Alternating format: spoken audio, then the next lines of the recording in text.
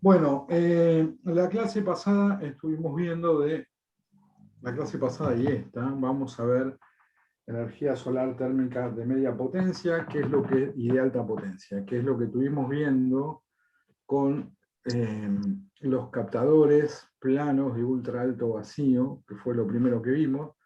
Después vimos la parte de cilindro parabólico y Fresnel, que básicamente, los lentes de Fresnel, que básicamente son sistemas lineales.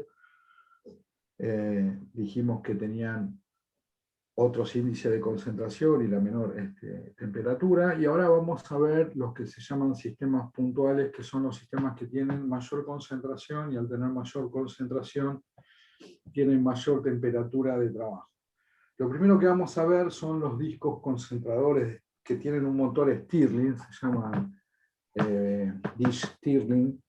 ¿Y qué hacen estos discos? Bueno, se componen básicamente, lo que tienen es una parábola donde van a tener en su eje focal montado lo que es un receptor, un motor Stirling. El motor Stirling funciona con una fuente fría, una fuente caliente, algún gas que se comprime y se expande, y lo que hace esta máquina térmica es por medio de uno o dos pistones, genera un movimiento mecánico que se lo transmite un cigüeñal y del cigüeñal va a un generador y generan directamente energía eléctrica.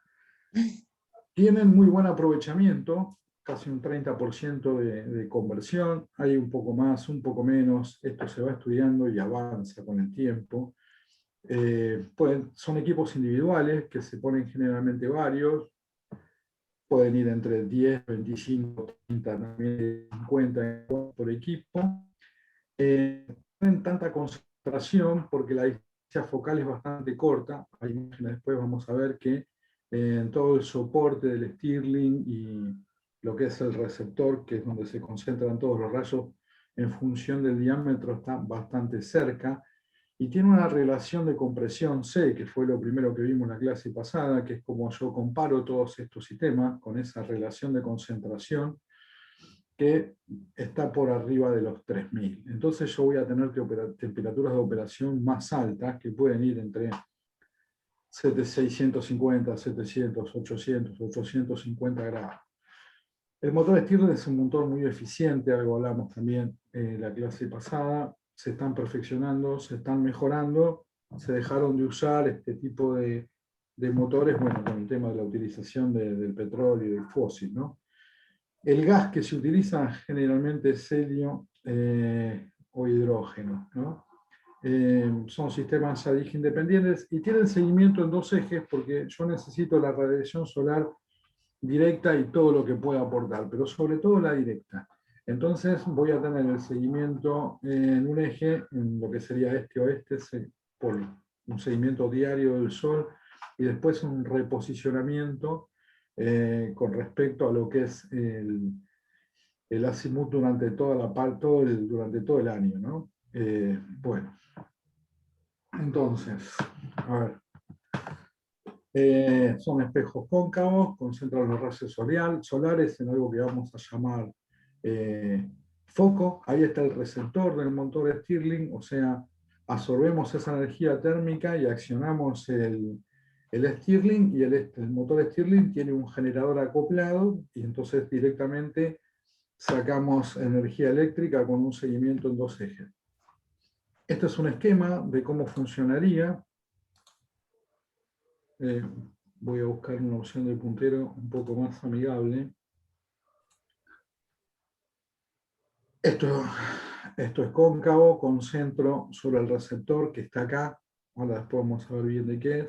Acá adentro imagínense el motor y el generador y directamente sale corriente eléctrica, y esto se va a mover en dos ejes. Entonces, yo estoy convirtiendo calor por medio de un motor, de una máquina térmica muy simple y muy eficiente en energía cinética, ¿no? Con un ciclo termodinámico cerrado de compresión y expansión. Básicamente es el funcionamiento de cualquier máquina, ¿no? Termodinámica, de un foco caliente y un foco frío. Hay distintos tipos de sistemas, de espejos. con los cuales yo voy a concentrar sobre la placa receptora toda la energía. ¿Se acuerdan los concentradores solares que estuvimos viendo para los sistemas de ultra alto vacío? Bueno, hay un slide después y lo van a entender mejor. Entonces, el motor estaría acá. Nosotros vamos a tener toda una parte de concentración, que es esto más ampliado para concentrar mejor los rayos sobre la placa que va a estar asociada a lo que es nuestro motor Stirling. Ese receptor le va a transmitir la energía térmica al Stirling para lograr la fuente caliente. Acá tiene un movimiento en uno de los ejes, este que está acá abajo, para seguir el azimut, y después el movimiento de inclinación lo hace pivoteando sobre este otro eje de acá. ¿Qué tiene de ventaja? Son equipos modulares y directamente sacás energía eléctrica. Entonces, uno va a tener muchos menos problemas que con otros sistemas, tienen alto índice de concentración, eso quiere decir que son más eficientes. ¿Es una tecnología madura? Y del todo no. O sea, hay varias vueltas de tuerca para poder hacer este tipo de instalaciones, sobre todo por un tema de costo. A ver, entonces, la placa esa que tiene de receptor calienta todo el fluido de trabajo, eso se lo va a transmitir al motor Stirling, y el Stirling va a transformar toda esa energía térmica en energía cinética, que se transforma en energía mecánica, y de ahí llegamos directamente a la energía eléctrica. Puede transformar más del 25% de la radiación que llega en energía eléctrica, y esto es un montón. Ese 25% está aumentando constantemente, así que puede ser que encuentren algún tipo de bibliografía con más porcentaje de aprovechamiento. ¿Y cómo se logra eso? Y con mayor rendimiento del motor, pudiendo concentrar mejor los rayos, bajando la distancia focal, así yo puedo aumentar el índice de concentración y tratando de hacer la parábola, el paraboloide de ese plato de mayor diámetro. Obviamente siempre con una visión de lo que es el costo para hacer todo esto. Así que este sistema está básicamente en desarrollo, pero es un muy buen sistema y yo creo que para determinadas zonas sería una solución ideal, sobre todo cuando no puedo hacer plantas cerca. Entonces yo con un solo sistema de estos, o varios, podría alimentar de energía a determinada cantidad de gente que vive en una zona donde no tienen acceso a la red. Después, obviamente, necesitaría un sistema de backup, ¿no? Componentes principales: el concentrador parabólico, el sistema de seguimiento, el receptor y el sistema de generación. Bueno, nuevamente, si la relación C es muy grande, porque bueno, el concentrador tiene un diámetro considerable y la distancia del eje focal a lo que es el diámetro es bastante baja, en el orden de 0,6.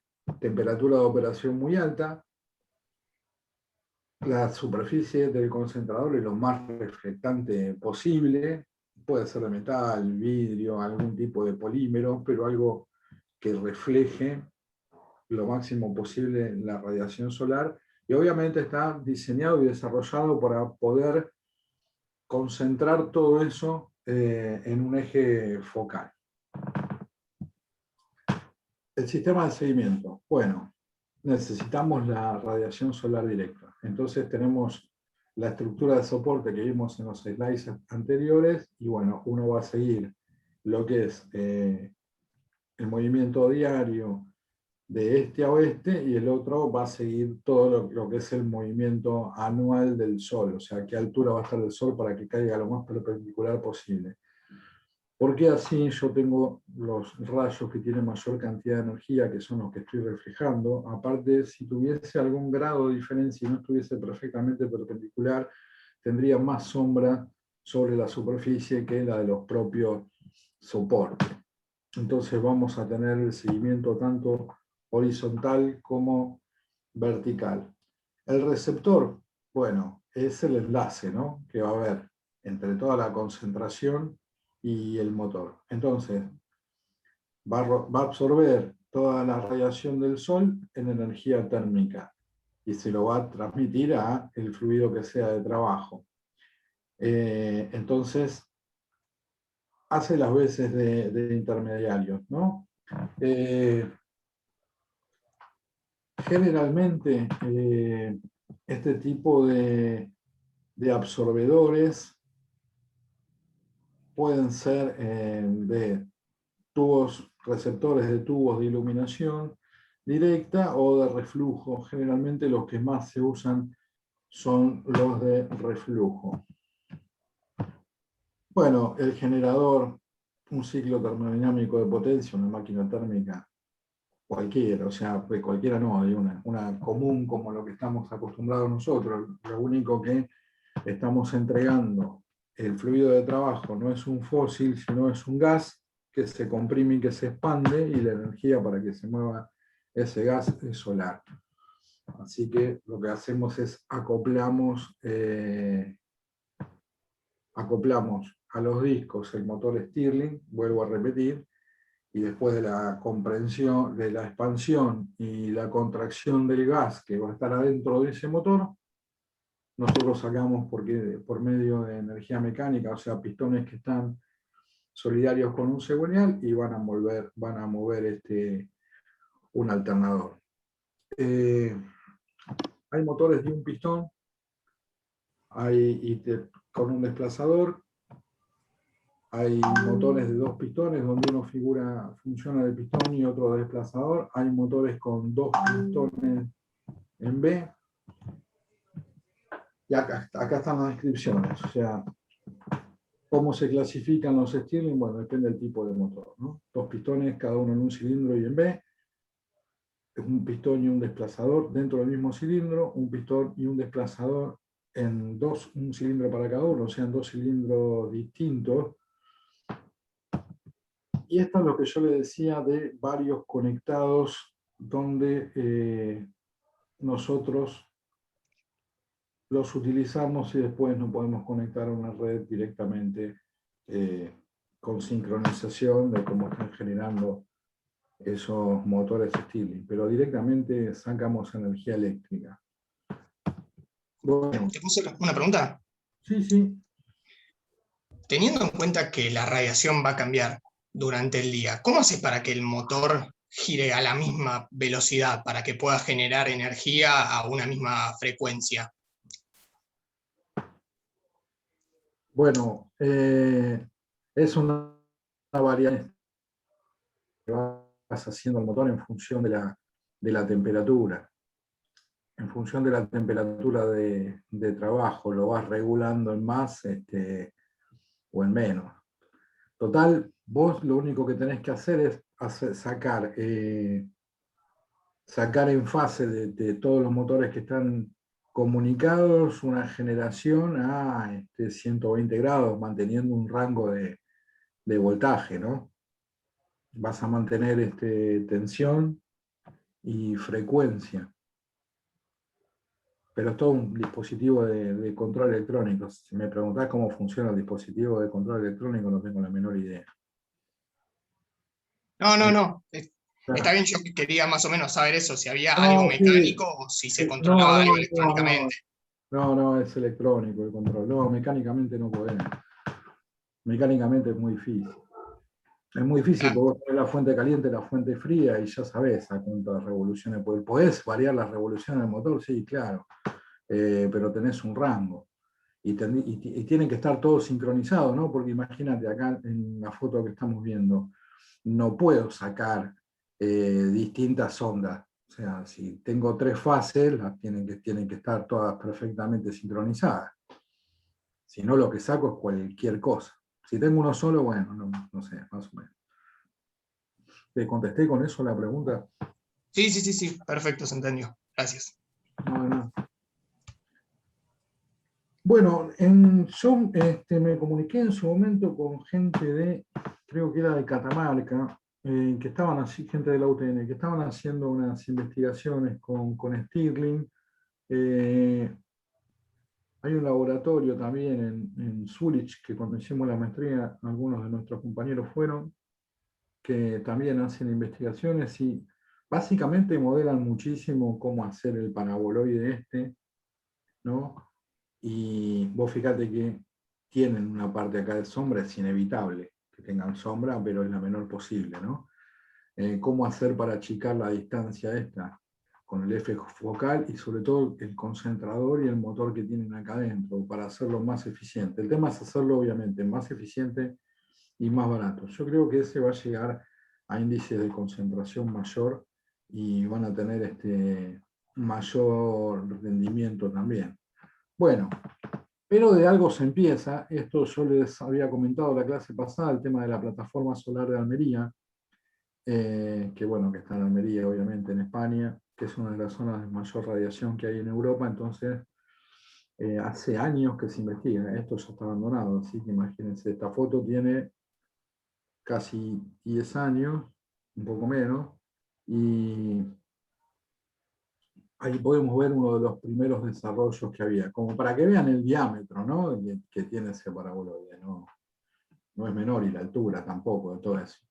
Y después fueron avanzando con otros sistemas y otros modelos, varios modelos de este sistema que son los que están acá, después avanzaron con estos sistemas, prueban con otros y van probando con distintos tipos de espejos, concentraciones, motores, o sea, los van modelando, se van descartando unos u otros y van utilizando distintos tipos de motores y lo van perfeccionando, siempre lo van perfeccionando. Obviamente para esto tienen destinados fondos, ¿no? Esto lo hacen con fondos de investigación. Bueno, estos son algunos de los motores y de los componentes que tiene en sí. Bueno, y acá lo que tenemos, lo que vamos a ver ahora, ¿quedó claro lo del Stirling?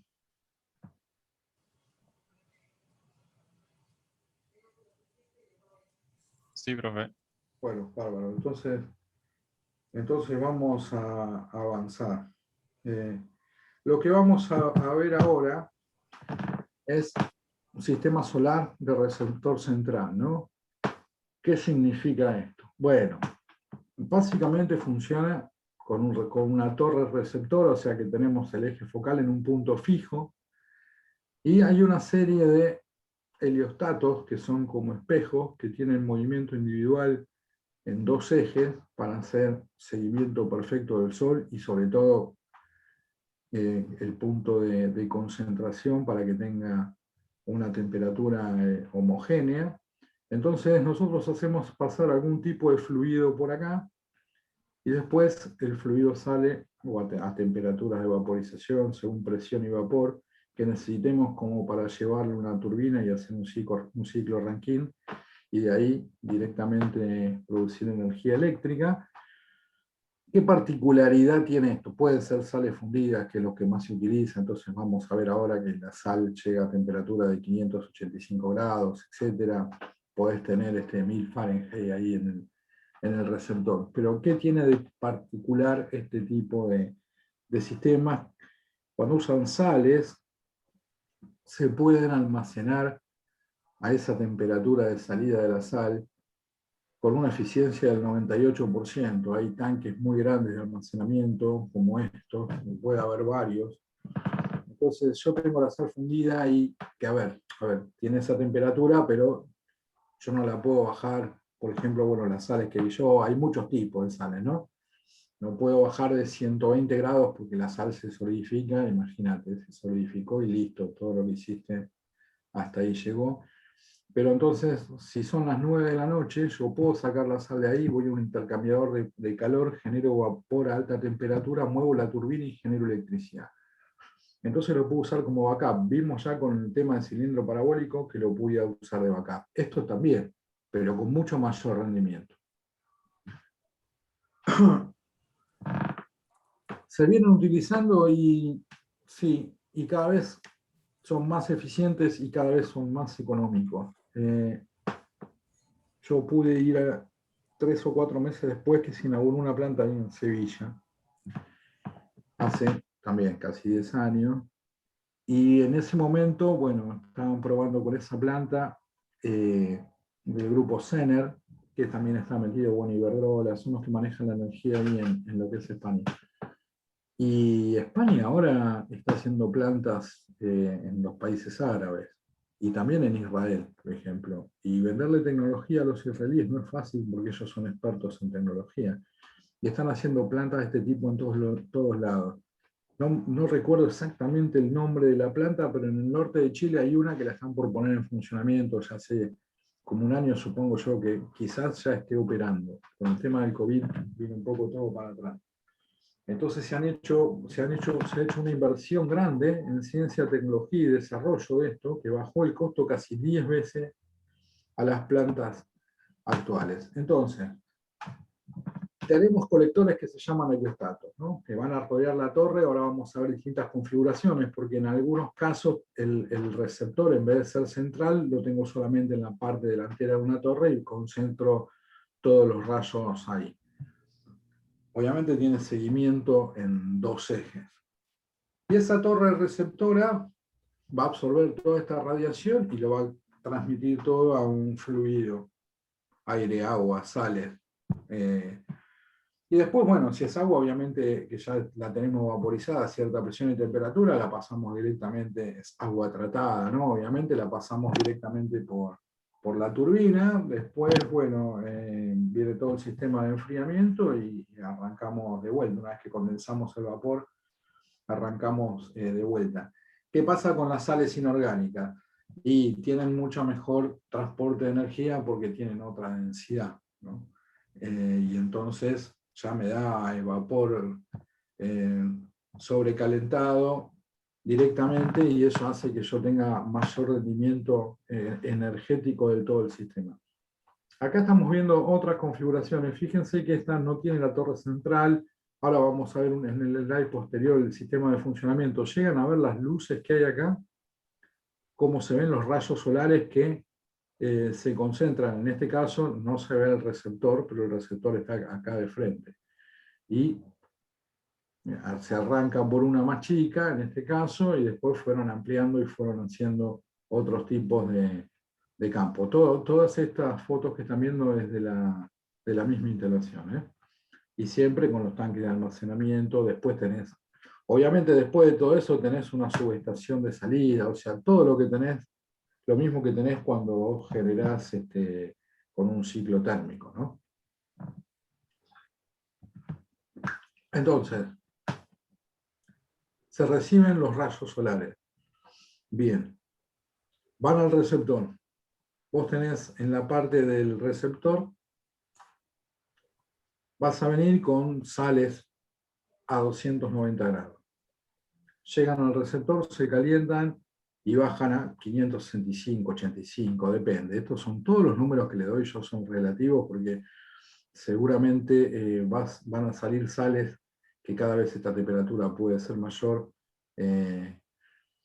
y esta temperatura, si puede ser menor, muchísimo mejor, porque ahí tengo un salto térmico más grande. Entonces, yo tengo las sales en el tanque, y una vez que tengo esas sales en el tanque en sí, voy a un intercambiador de calor, voy a un generador de vapor, una turbina. Esa turbina me hace todo el ciclo termodinámico acoplado a un generador o a la subestación y directamente despacho energía. Después del intercambiador de calor, obviamente, después del intercambiador de calor, obviamente, todo lo que es mi parte de vapor, que es agua tratada, bueno, la comprimo, la mando por un lado, y lo que sale directamente la paso desde la parte fría, la llevo de vuelta al receptor. ¿Hasta acá cómo va? Bien, todo bien. Bien, es bastante simple el concepto. Lo que no es simple es que pueda pasar el slide. Bien, bueno, acá hay un esquema de cómo funciona, básicamente es lo mismo, ¿no? El campo de heliostato. Lo que es el concentrador y es el corazón de esto, es lo más caro, es bastante complicado de hacer el concentrador, tiene un montón de espejos y subespejos, eso va a estar, ya les digo, a 1000 Fahrenheit, va a estar a una temperatura que una vez que lo irradiás pasan horas y sigue brillando como si fuera una estrella. Si a mí ahí se me llegan a solidificar las sales, lo pierdo, necesitan mantenimiento. Esta planta que les digo yo tenía 3. Tenía uno que estaba funcionando y no uno solo, 2 más, por las dudas. Por las dudas tenían 2 sales. Después 2 más. Después vas a tener los tanques de almacenamiento, ¿no? de la fuente caliente y lo que es la fuente fría. Bueno, todos los ciclos de intercambio y después lo que es el vapor directamente para lo que es el generador acoplado a las turbinas y a los distintos ciclos de la turbina, condensación, todo lo que va el agua por un lado y la sale fría después termina pasando. O sea, vuelven de nuevo a lo que es el receptor.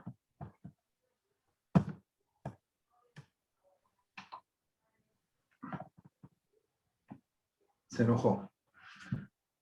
Bueno, parte de todo esto ya lo dije, ¿no? Si lo que estoy usando es agua, bueno, vamos con el líquido, listo, lo inyecto directamente a determinada presión y temperatura, similar a lo que pasaba con la evaporación directa que buscábamos en lo que es cilindro parabólico. Si es sal, bueno, se acumula con el 98%, como le dije antes, de eficiencia, y después, bueno, se puede generar, se bombea hacia un generador de vapor, esa sal fundida, y bueno, y el vapor se expande en la turbina, genera electricidad, y después, con lo mismo que se hace en cualquier planta térmica, y después se almacena directamente en los tanques.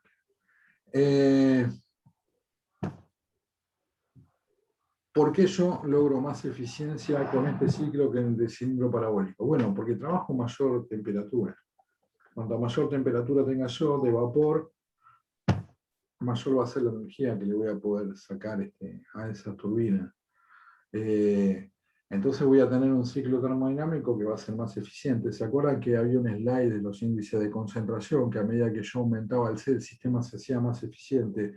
Es uno de los primeros slides de esta presentación y ahí van a poder comparar cada uno de estos ciclos que yo les estoy diciendo. El rendimiento que figura que es el 18% viene aumentando todos los años. Aumenta el rendimiento y baja el costo por megawatt hora año.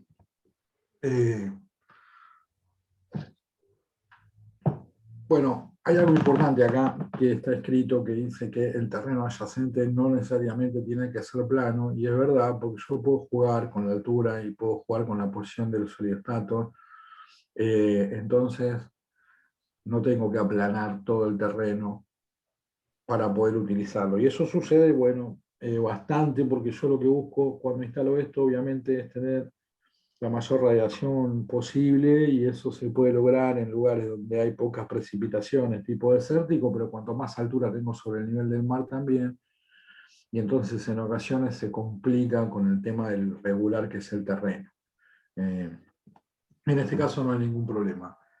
Sí, el tema del seguimiento en los dos ejes. Vieron ustedes la cantidad de espejos que lleva, y eso tiene que estar perfectamente coordinado. Obviamente que hay todo un sistema, un software que hace todo este tipo de trabajo. Y el almacenamiento de energía, bueno, es algo fundamental, porque uno de los problemas que tenemos con la energía solar es que es cíclica. Entonces nosotros sabemos que tenemos, durante las horas de radiación solar, tenemos cierta energía que va a ir aumentando en la medida que estemos llegando al mediodía solar, pero después necesitamos energía de noche también. Bueno, ¿cómo hacemos? Y el tema del almacenamiento está muy bueno, este tipo de almacenamiento, porque almacenar esa cantidad de energía en baterías se podría hacer, sí, claro.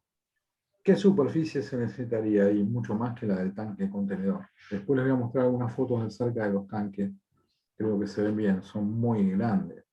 Pero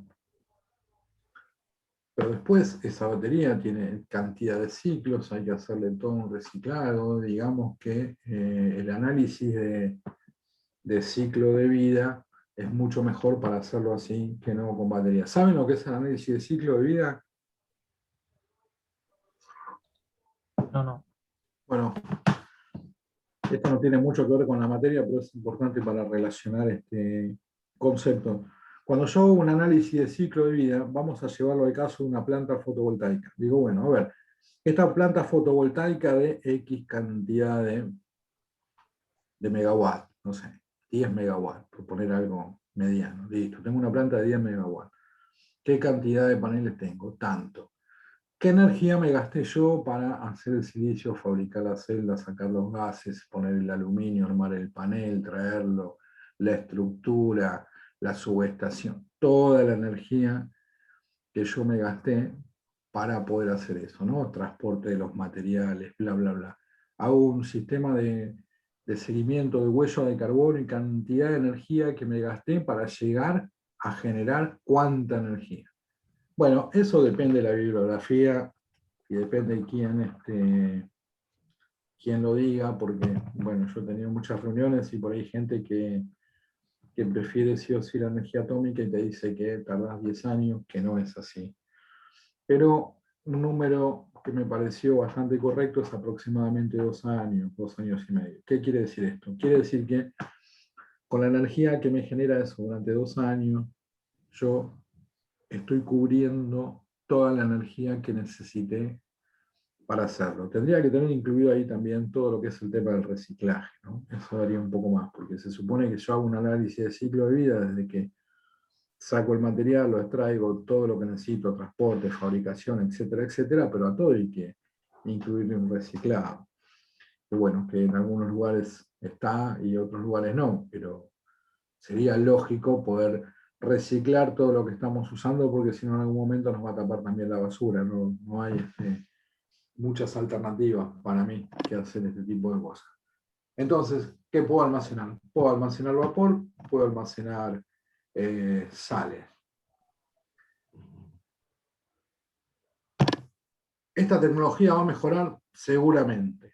Seguramente va a mejorar. De hecho, mejoró muchísimo en 10 años y bajó muchísimo los costos y se amplió de la utilización. Obviamente España picó en punta con todo esto porque puso mucho dinero en investigación, en ciencia, tecnología, en educación, ¿no? En vender inteligencia, y realmente lo lograron. Cuando les muestre algunos de los slides que siguen, van a ver cómo utilizaron, por ejemplo, la parte de SEAT, de algunos estampados de vehículo, para hacer la parte de atrás de los heliostatos. Cada vez los hacen más baratos, tienen que tener resistencia mecánica. También, porque los heliostatos son un montón, ¿no? Y después, bueno, el diseño de los receptores, que es muy complicado, también se va mejorando y también tienes un mejor aprovechamiento con lo que es el sistema de control.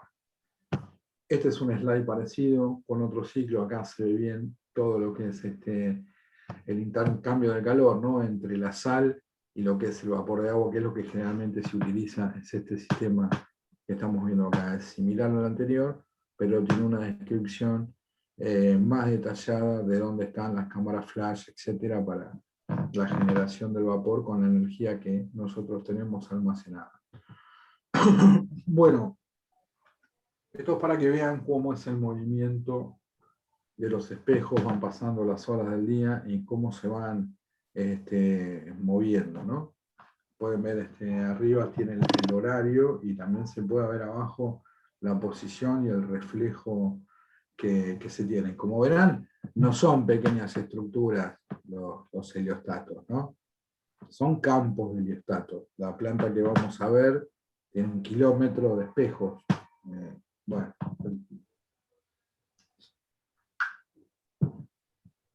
Entonces, primero nosotros lo que tenemos son estos heliostatos, que es un espejo muy grande y sales fundidas, ¿no?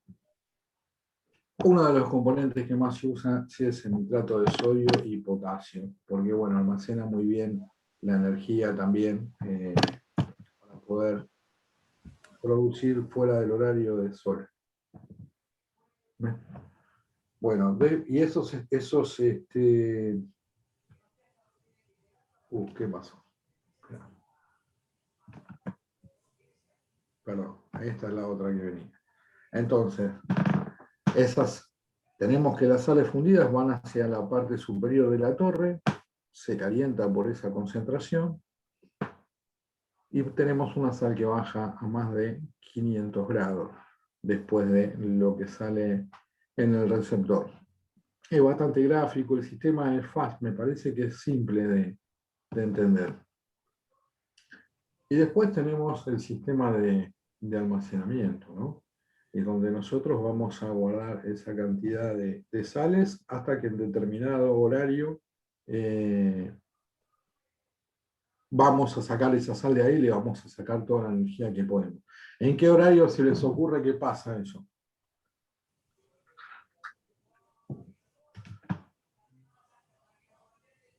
¿Cuándo me conviene a mí sacar la energía que tengo almacenada y generar electricidad? De noche.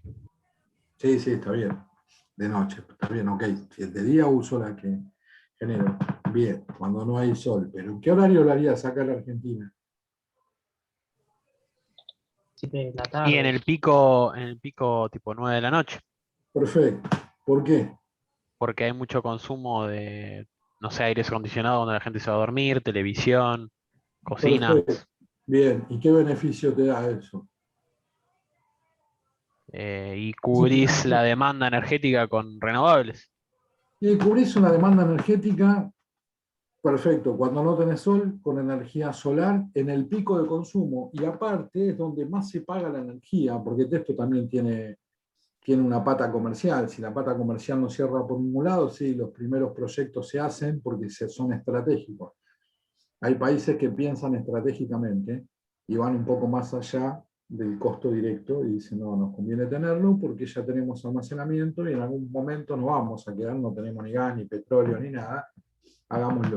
Pero también tiene una pata comercial. La energía más cara es en horario pico, porque las máquinas, vos necesitas más energía y tenés primero lo que tiene prioridad de despacho, como las renovables y lo que se llama centrales de pasada, por ejemplo las hidroeléctricas, ¿no? Porque ahí generás y lo tenés que consumir, no hay mucha vuelta.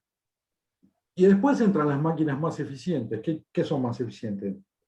Que me generan determinada cantidad de energía por un determinado valor, que es el más bajo del mercado. Y al final, si no tengo más energía, puedo tener, a ver, como un ejemplo burdo, 10 personas pedaleando, ¿no? Con un dínamo, ponele. Y eso sale 50 veces más. Pero si no tengo energía, pongo en funcionamiento las máquinas más ineficientes. Y para poder tener esas máquinas más ineficientes disponibles para el momento en que tengan que entrar en lo que es el anillo, yo a esa gente les pago todo el tiempo, vos le tenés que pagar porque tenés que tener el motor prendido, al régimen, tenés que tener combustible, esperando que te den el ok y te sincronices para entrar. ¿Vieron esto? Así, esto se ve mucho más, creo que en Ingeniería 2, lo tienen que haber visto. ¿Sí? Sí, lo vimos, lo vimos. Listo. Entonces, otra ventaja que tiene es que también es parte de generación distribuida. Vos no estás generando, está la planta térmica, estás generando en otro lado. Y vos te metés con la subestación a la red, y al tener otro punto de inyección, mejorás la parte de generación distribuida porque vos mantenés tensión y frecuencia. Que la tensión y la frecuencia, lo que se llama calidad del servicio eléctrico, se va deteriorando en la medida que vos te vas alejando del punto de generación. De ahí los problemas que tenés cuando estás a punta de línea, ¿no? Que por ahí tenés golpe de tensión, no te prende el motor, no te anda esto, no te anda lo otro. Bueno, esas son algunas de las ventajas que tiene. Obviamente esta gente que fue a ver show utilizaba esto en horario pico, que no es nuestro horario pico, porque nosotros generalmente somos más nocturnos que el resto del planeta. A ver.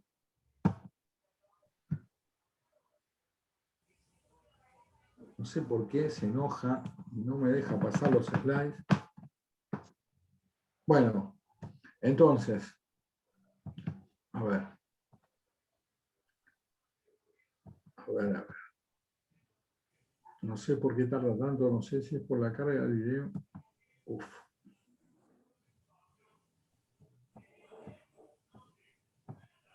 Bien, bueno, vamos con el sistema de generación, es bastante claro, ¿no? Por un lado tengo la sal, tengo un intercambiador de calor, pasa el agua, mediante el intercambiador de calor genero vapor, con ese vapor muevo la turbina que tiene acoplado un generador, y después lo que hago es vuelvo con todo el sistema de almacenamiento de agua, que con lo condenso, lo vuelvo a agua y lo vuelvo a llevar. O sea que el circuito es todo cerrado, estamos hablando de un proceso cerrado que no tiene emisiones y es 100% renovable.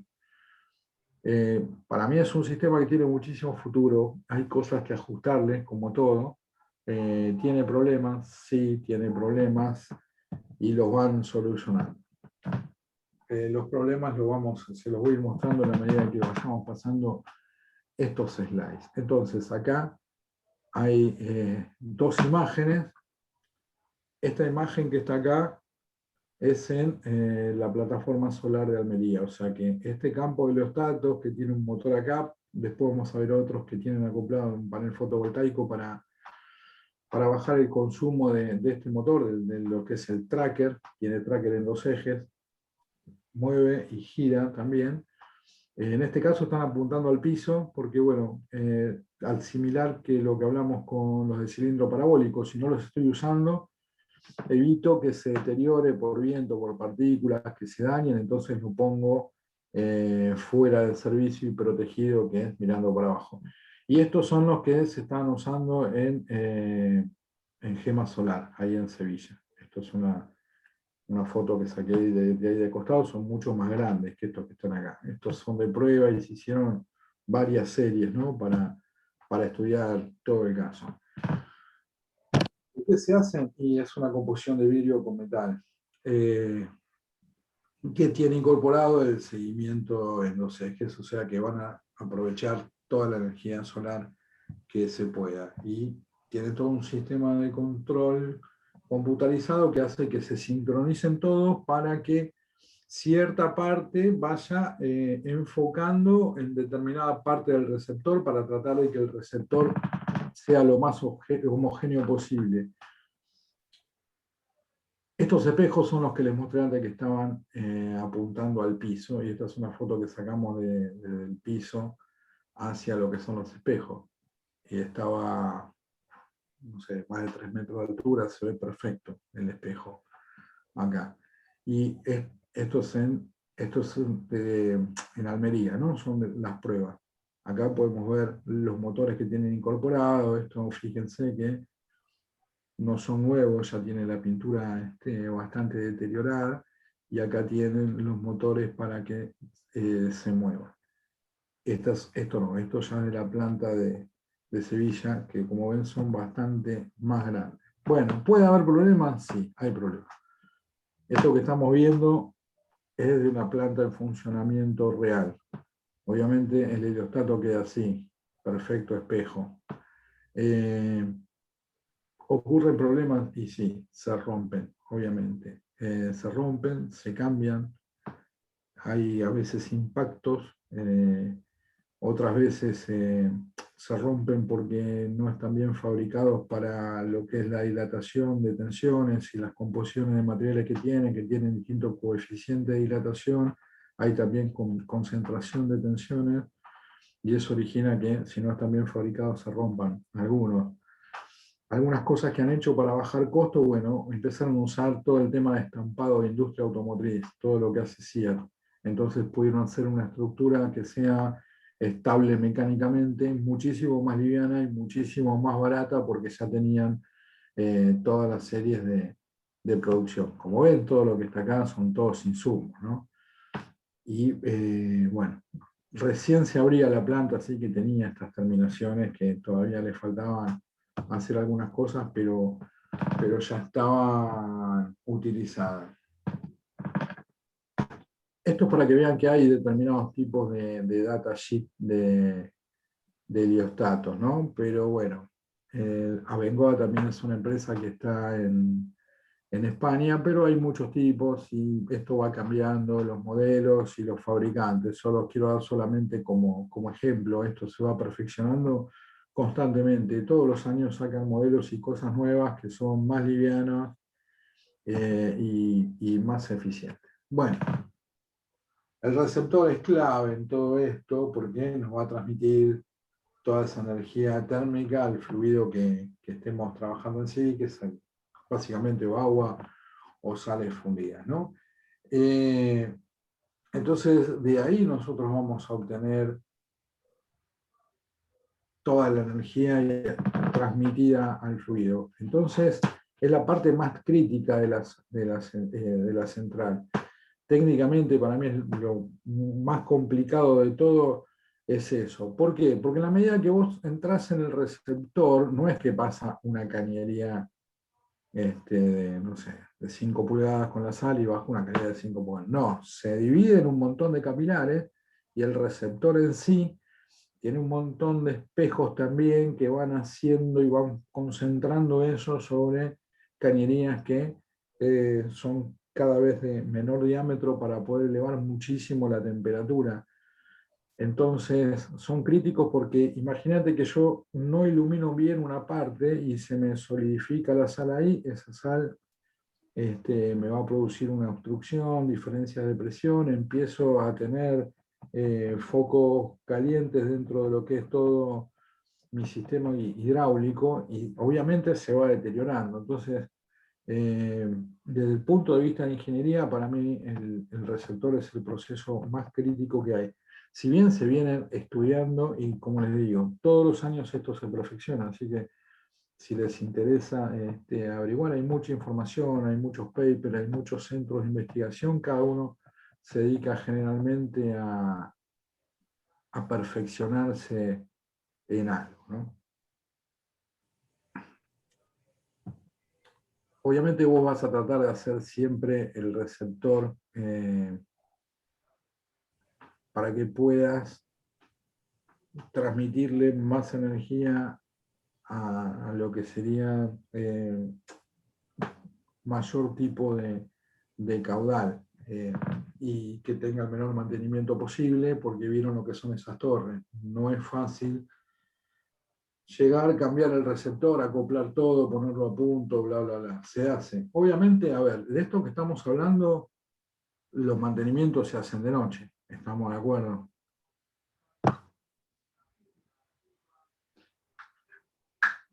Todo lo que tengas que cambiar, lo vas a cambiar de noche y tiene que ser en menos de 12 horas.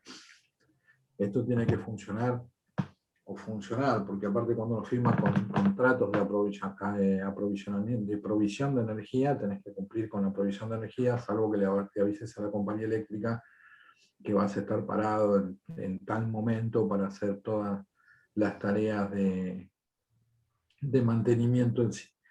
Bueno, un esquema de cómo se va concentrando todos los rayos con respecto a lo que son los fluidos y cómo es la transferencia. En este caso, esto que estamos viendo no es uno de torre central como que vimos, sino es de los primeros, el que enfocan solamente aparte al receptor que entra acá. Y tiene un concentrador común, como lo mismo que se pone adelante del Stirling, como para poder concentrar los rayos.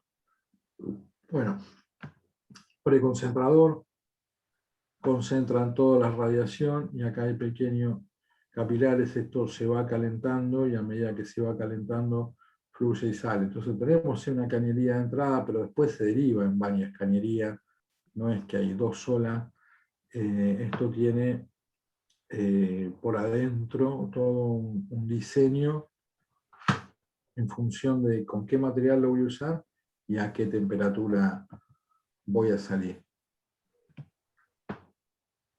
Dónde reciben los heliostatos, dónde tenemos las entradas y las salidas, y esto es para que se den una idea más o menos la dimensión, ¿no?, que estamos hablando con respecto a lo que mide una persona y cómo están todos los tubos dentro del receptor preparados para poder pasar las sales y calentarlas. Esta es una vista de un receptor central, este sí es un receptor central, como los que vimos de torre que tienen todos los heliostatos alrededor. Esta es la parte exterior de lo que es el receptor en sí, y acá está toda la parte reflejada de adentro de lo que es el receptor. Y vean el tamaño que tiene una persona que está ahí al fondo, ¿no? Bueno, distintos tipos de empresas que han sacado los mejores receptores hasta ese momento. Toda esta información es bastante relativa porque vienen evolucionando y hay otras empresas que van entrando en el mercado. Si bien no tienen por ahí todo el desarrollo tecnológico de toda la planta en sí, van trabajando en determinadas partes y más o menos son siempre las mismas compañías, ¿no? Son generalmente empresas europeas. Sé que China ha incursionado mucho en esto y que está haciendo desarrollo, pero no conozco qué empresas chinas lo pueden estar desarrollando. Esto es más chiquito, esto es en la plataforma solar de Almería, y lo que se hacía eran distintos tipos de receptores y se iban probando cómo funcionaban en sí. Ves que acá se ven todos los espejos, tiene los estampados y por donde van a pasar todos los flujos. Esto obviamente había quedado ya para el museo y tenían varios, uno al lado del otro, que iban utilizando.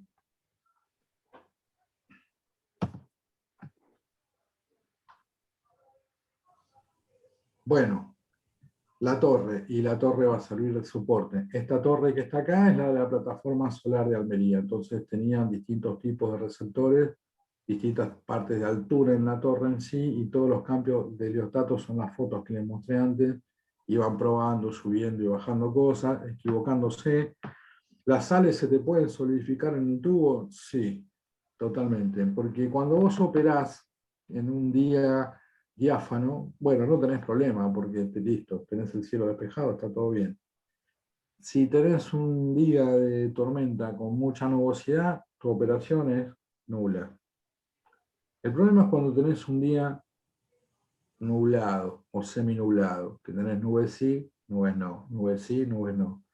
¿Ustedes qué piensan que hace la planta? ¿Opera o no opera en esas condiciones?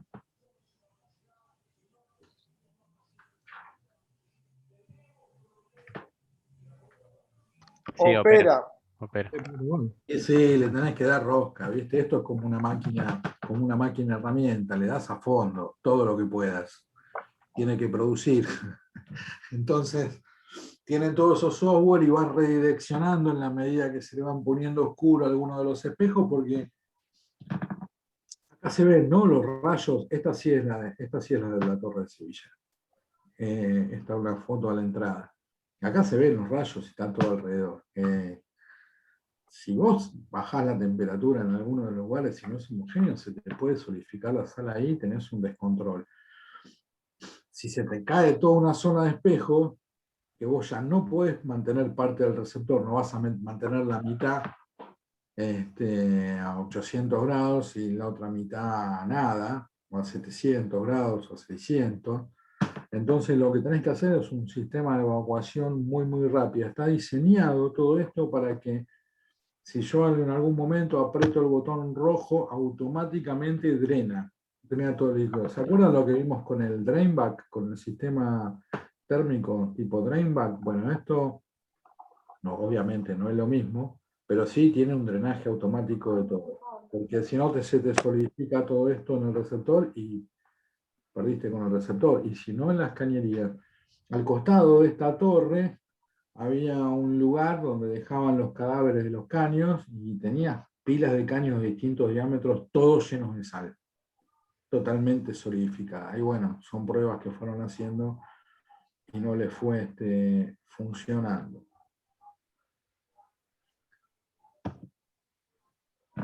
Estos son algunos de los tipos de sales fundidas, ¿no? Nitrato de sodio y potasio.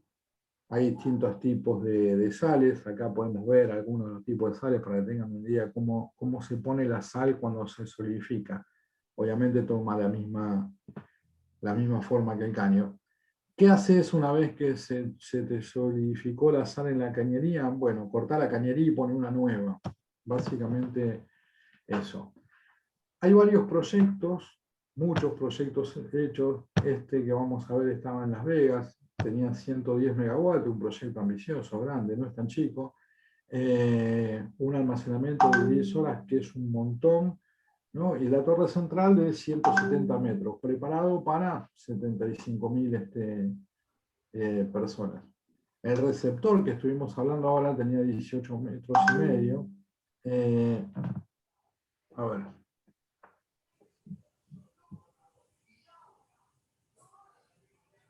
Un segundo, por favor, así no joden más.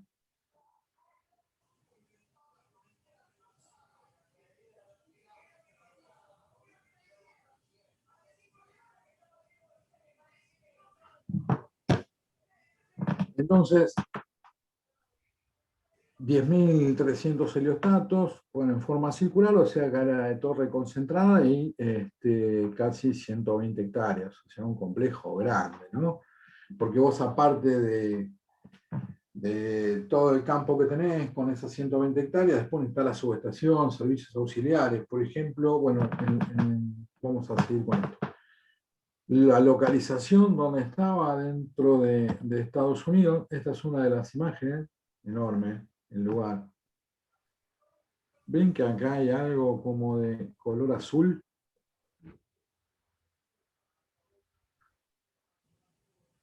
¿Se ve? Sí, Sí, sí, se nota. Sí, sí, sí. Bien, bien, así no me siento solo, porque yo estoy viendo la presentación nada más. Gracias. Imagínense, a ver qué problema puedo tener yo acá. Tengo espejos. ¿En dónde dónde voy a poner el sistema? Y en un lugar donde preferentemente no haya nube, ¿no? O sea que no va a llover. Bien, tengo espejos y todo alrededor que tengo, si es una zona árida, y tengo viento y tengo arena o polvo o cosas que vuelan. ¿Qué tengo que hacer con los espejos? Limpiarlos. Cubrirlos, limpiarlos. Limpiarlos. Sí, no sé lo que es limpiar eso. Son miles de espejos. ¿Y de dónde saco el agua? Bueno, ahí hay otro problema. Entonces, en algunos lugares, en algunos contratos ya te obligan directamente a tener estos tipos de receptores de agua y que vos extraigas. Hay alguien que tiene el micrófono abierto, le voy a pedir por favor que lo... Ahí lo apagué. Gracias. Bueno. Otra vista, más de cerca del mismo proyecto. Esto está funcionando porque se ve que el receptor está iluminado. Empezaron en el 2011, una vez que empezaron en el 2011 y le dieron todo lo que le dijeron, no, ¿sabes qué? La tenés que relocalizar. Entonces tuvieron que mover parte de lo que habían hecho y después no funcionaba como tenía que funcionar y entonces en todo el reactor tenía pérdida, tenía problemas, estaba mal diseñado, etcétera, etcétera. La cuestión es que arrancaron en el 2011 con esto, 110 megawatts, enorme lo que estaban haciendo. Empezaron a operar en el 2015, pero bueno, después, si vos vas a una planta de 110 megas sin acumulación, como es una planta fotovoltaica, obviamente te va a salir más barata. Entonces, de ahí en más, se discontinuó. Esto es lo que están haciendo en Chile, que es el Cerro Dominador, también con más de 10.000 heliostatos, tiene una torre central, tiene la estructura de sales, la estructura de vapor y después va directamente con la parte de energía eléctrica. Esto tenía una animación, pero no la pude poner. Bueno, y esto es volviendo a la planta de Almería, que se me haría más o menos la altura que tiene la torre. La torre que vimos en el proyecto anterior tenía 170 metros. Cómo está construida así, todos los sistemas de cañerías que tiene la torre y los distintos lugares donde se puede hacer la recepción. Sobre todo en la parte superior, acá calzaban los receptores, no era central, de torre central, pero sí de torre central, pero no con un captador cilíndrico, con un receptor cilíndrico, ¿no? Era un receptor plano que se ponía acá, que es de esos que les mostré, que les dije que estaban ya en el museo, con todas las cañerías de sales. Obviamente, para poder sacar estas fotos, si están ahí, sacan todos los equipos, porque no puedes estar ahí al lado, porque si te concentran esos rayos solares, está muerto, básicamente. Otro proyecto que estaban desarrollando era este, que no hay fotografía de cerca porque no se podía, que también tenía sus heliostatos, y esto de noche se protegía así, o cuando estaba fuera de operación, y si no se abría como si fuese una flor y quedaba el receptor central directamente. Los distintos tipos de heliostatos, estos por ejemplo ya les habían agregado un panel fotovoltaico, son similares a los anteriores, pero tenían un panel. Y esto es para que vean las estructuras, cómo se hacían antes de tener toda esa parte estampada que le da más rigidez mecánica, es más liviano, entonces yo puedo tener mucho más liviano todo el sistema, motores distintos, gastar menos energía, bueno, ahorro dinero por todos lados y bajo los costos, que es uno de los costos más caros. Esto es lo que les mostré antes de lejos y está en lo mismo con el zoom. Ven que acá tiene abierto así, como si fueran pétalos. Entonces cuando vos querés lo abrís. La verdad que quedaba bastante bien. Y estaban trabajando ahí arriba. Y esto no se podía fotografiar. Bueno, la planta en Sevilla, esa que digo, hace unos 10 años empezó a operar. También tiene todo un campo solar. Como verán, es bastante grande.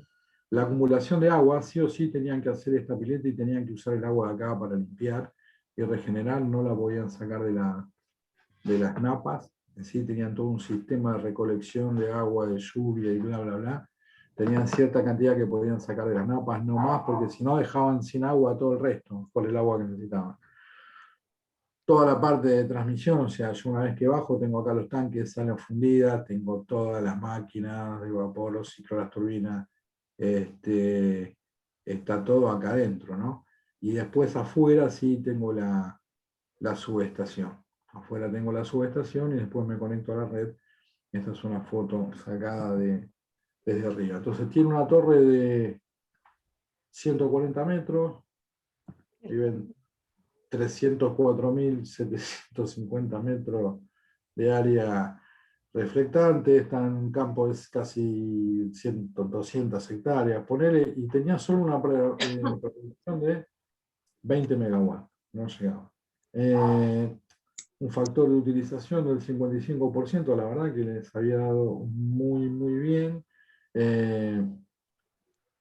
2.650 heliostatos, bueno, digamos que es una planta relativamente chica, porque producía solamente 20 megas. Pero bueno, obviamente todas las que fueron haciendo después cada vez son más grandes.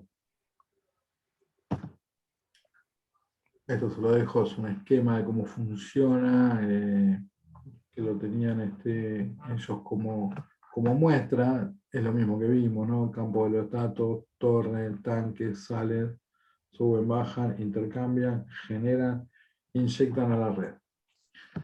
Esto para que esto es de lejos, y cuando se estaba yendo el sol, a última hora, ¿no? Esto es invierno, sí, noviembre, poner invierno, casi invierno. Ven los rayos de día y fíjate de noche cómo queda, o sea, no lo podés apagar, queda este color. Yo no sé si se llega a ver bien en esta foto, la tendría que poner más grande, sino que si ven el receptor central en el medio, es como que ya está apagado, está de otro color. No acá, pero acá, en esta que está acá y en esta que está acá. Bueno, créanme, cuando vean el PowerPoint lo van a ver mejor. En el medio ya está apagado porque lo que hicieron fue correr el foco de los heliostatos y no seguir calentando con lo que quedaba de radiación. Esto sí es al inicio, acá se ve bien un panel de atrás y cómo brilla la temperatura que está esto y cómo de acá se ven los rayos directamente que se van concentrando en lo que es el receptor de la torre central. Eventualmente de acá a veces salía vapor, o vapor, uno veía un determinado tipo de humo, ¿no? Se veía, y entonces yo le preguntaba qué era y todavía, bueno, como hacía pocos meses de operación, no sabían si era algún tipo de descomposición por la temperatura que tenían de los materiales en el receptor o algún tipo de ave. Obviamente no puedes pasar con un avión, ni con una avioneta, ni hacer a la de esta. No puedes pasar por ahí donde están concentrados los rayos porque puede ser nocivo para tu salud, imagínate, ¿no?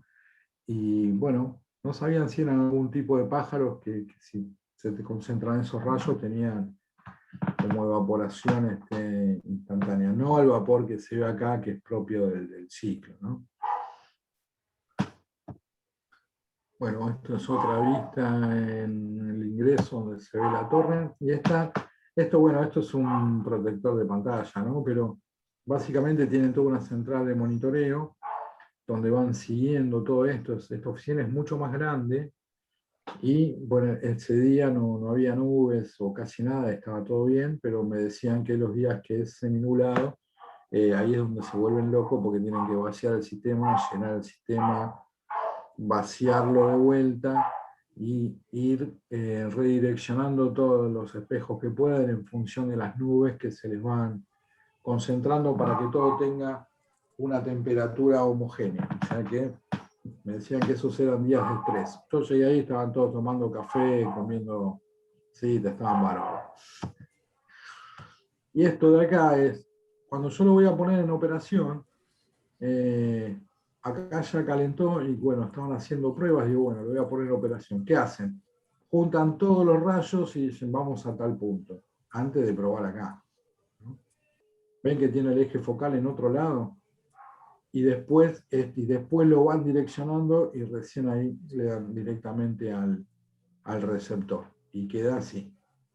Se ve distinto. Ahí se ve distinto, queda así. Esto es lo que le decía de ver después de noche, de lejos, cuando ya va oscureciendo, lo corren del lugar o para ponerlo a punto, ¿no? Para el arranque también es exactamente igual.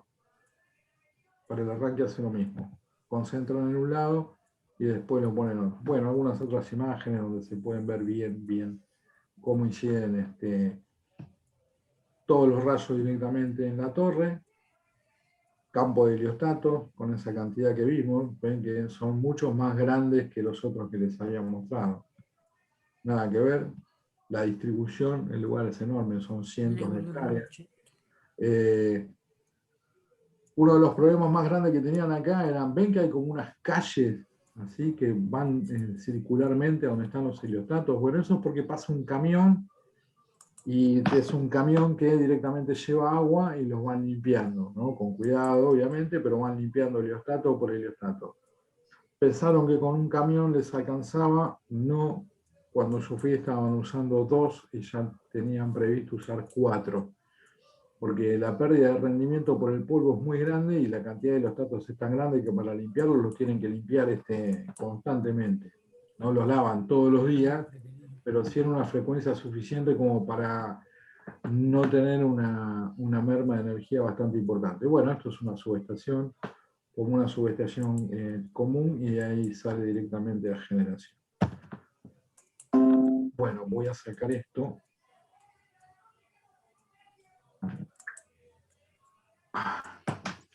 Bueno, acá estoy.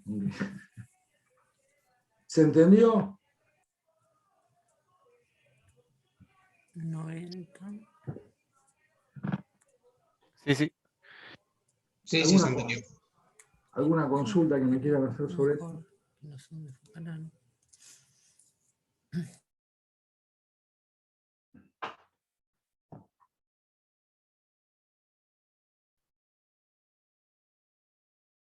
Bueno, esta era la parte que nos faltaba para ver todo lo que es energía solar térmica de potencia. Después nosotros teníamos previsto ver toda la parte de lo que es biomasa y alguna parte de lo que es energías marinas, y etcétera, para después sí saltar. El cuatrimestre que viene vamos a ver la parte eólica y fotovoltaica.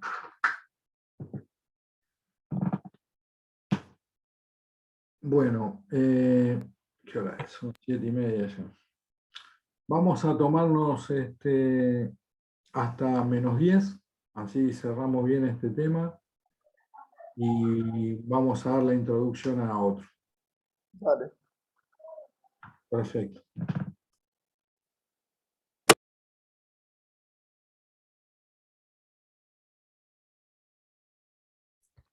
Cortar la grabación, José. ¿Cómo? Que cortes la grabación, digo, así no queda el espacio este de... No, yo no estaba grabando, estaba grabando Ah, Mónica. Moni, es verdad. Mónica, ¿podés cortar la grabación?